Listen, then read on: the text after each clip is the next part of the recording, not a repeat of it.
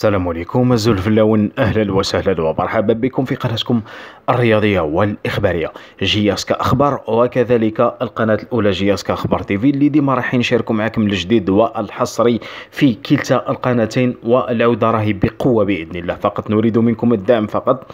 حصريا الفيفا تجبر شبيبه القبائل على دفع كل اجور المهاجم البوسني سمير سمايلاجيتش، يعني لغايه موسم 2025، يعني يسلكوه في عامين كاملين. يعني الشبيبة ملزمة بدفع 600 ألف أورو يعني للبوسني، بما يقارب 3 ملايير.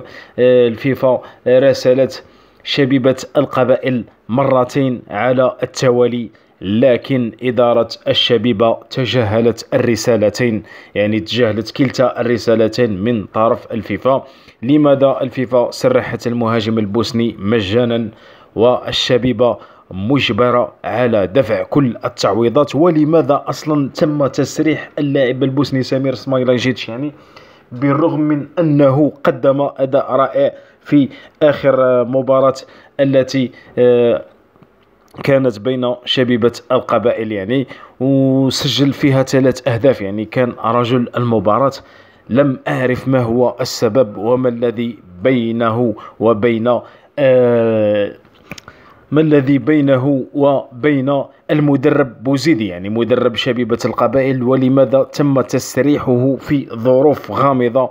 والله صراحة كل هذا يتساءل عنه جمهور شبيبة القبائل. لماذا بوركوا؟ ما ناش فاهمين وش راه صاري في شبيبة القبائل. ومن سيدفع يعني 600 ألف أورو هذه للبوسني؟